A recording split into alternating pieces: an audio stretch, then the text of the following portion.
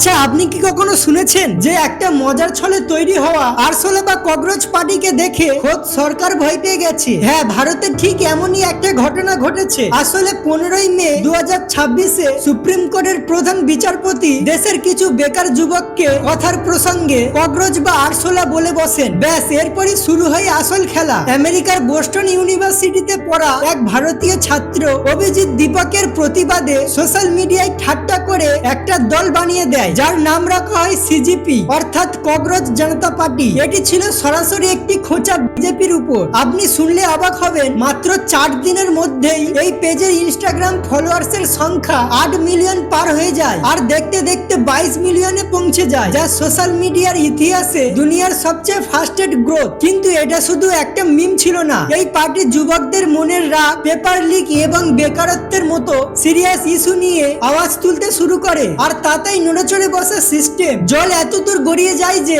সিজিপির Twitter account ইন্ডিয়াতে block করে দেওয়া হয় এবং এর ফাউন্ডারকে হুমকি দেওয়া হয়। একটা ছোট্ট আরশোলা মিম যেভাবে পুরো সিস্টেমকে কাঁপিয়ে দিল, তা নিয়ে আপনার কি মতামত কমেন্ট করে জানান। Like and subscribe.